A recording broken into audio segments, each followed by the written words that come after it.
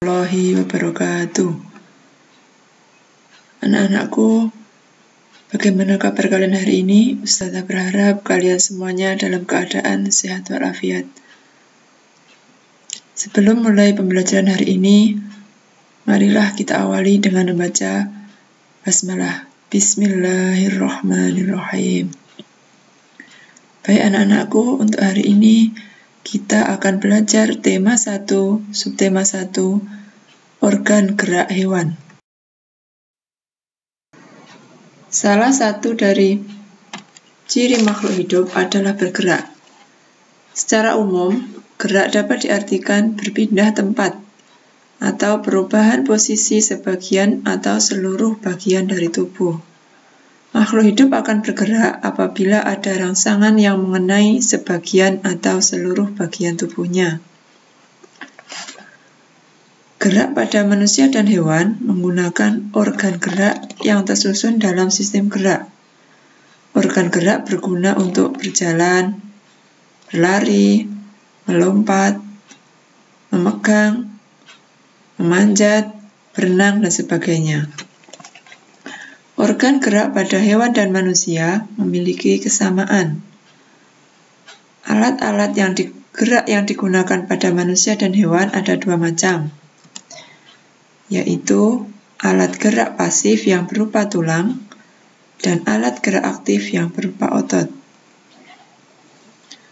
Tulang disebut alat gerak pasif karena tulang tidak dapat bergerak dengan sendirinya.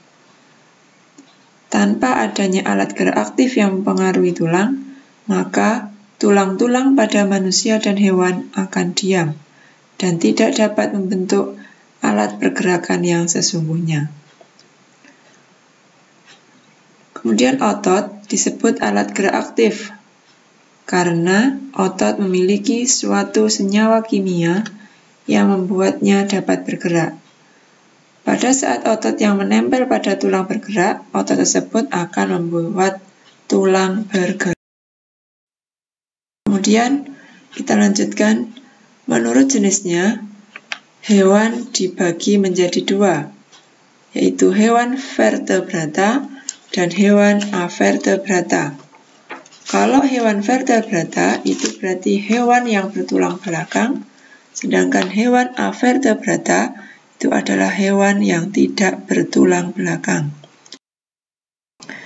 Kemudian hewan vertebrata dikelompokkan menjadi 5. Yang pertama mamalia, yang kedua aves, yang ketiga pisces, yang keempat amfibi, yang kelima reptil. Mamalia atau hewan menyusui memiliki beberapa ciri, diantaranya adalah memiliki kelenjar susu dan daun telinga, berkembang biak dengan melahirkan, habitatnya di darat dan di air, berdarah panas, bernafas dengan paru-paru. Adapun contoh hewan mamalia adalah gajah, sapi, domba, dan lain sebagainya. Hewan vertebrata atau burung. Adapun ciri-cirinya yaitu tubuhnya ditutupi bulu, bergerak dengan sayap dan kaki, habitatnya di darat dan di udara, berkembang biak dengan bertelur, berdarah panas, dan bernafas dengan paru-paru. Contohnya ayam, bebek, angsa, dan sebagainya. Hewan vertebrata berikutnya adalah amfibi. Ciri-cirinya, tubuhnya diselubungi kulit berlendir, berkembang biak dengan bertelur, habitatnya di darat atau di air, berdarah dingin, kemudian bernafas dengan paru-paru dan kulit. Contohnya ada katak, salamander, dan juga kadal air. Kemudian berikutnya adalah pisces atau ikan. Ciri-cirinya diantaranya bergerak dengan sirip dan gurat sisi, habitatnya di air, berkembang biak dengan bertelur, berdarah dingin, dan bernafas dengan insang. Kemudian hewan vertebrata berikutnya adalah reptil atau hewan melata. Adapun ciri-cirinya adalah kulitnya keras dan kering, bersisik, berkembang biak dengan bertelur dan melahirkan, habitatnya di darat, berdarah dingin dan bernafas dengan paru-paru. Contohnya ada buaya, kadal, dan ular. Sekarang kita lanjutkan ke hewan avertebrata atau hewan yang tidak bertulang belakang. Hewan avertebrata dikelompokkan menjadi 6 jenis. Jenis yang pertama adalah hewan lunak atau moluska, yang kedua hewan berduri atau echinodermata, yang ketiga hewan berpori atau porifera, yang keempat ada cacing atau vermes, yang kelima ada hewan berbuku-buku atau arthropoda, yang keenam ada hewan berungga atau coelenterata. Sekarang kita bahas hewan berungga atau coelenterata.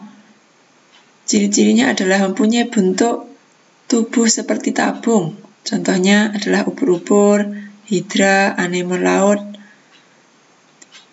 dan sebagainya. Hewan avertebrata berikutnya adalah hewan berpori atau porifera. Ciri-cirinya mempunyai bentuk tubuh berpori. Contohnya ada Leucosolenia, Euplectella, dan Spongilla. Dan ada hewan lunak atau moluska. Ciri-cirinya bertubuh lunak, banyak lendir, dan terbungkus oleh mantel. Contohnya ada cumi-cumi, gurita, dan juga siput. Kemudian ada juga cacing atau vermes. Dengan ciri-ciri bertubuh lunak, tak cekung, dan tubuhnya simetris. Contohnya ada cacing pipih, cacing giling, dan juga cacing pita. Kemudian hewan avertebrata berikutnya ada hewan berbuku-buku atau disebut juga dengan arthropoda, di mana memiliki ciri-ciri memiliki tubuh yang berruas-ruas seperti kaki yang bersendi. Contohnya ada kutu, belalang, kepiting, dan sebagainya. Ada juga hewan berduri atau echinodermata, dengan ciri-ciri bergeraknya lamban dengan bantuan kaki tabung. Contohnya ada teripang. Mungkin ini yang dapat Ustazah sampaikan. Ada kurang lebihnya Ustazah mohon maaf. Tetap semangat untuk selalu belajar. Mari kita tutup pembelajaran hari ini dengan membaca hamdalah. Alhamdulillahirabbil alamin. Wassalamualaikum warahmatullahi wabarakatuh.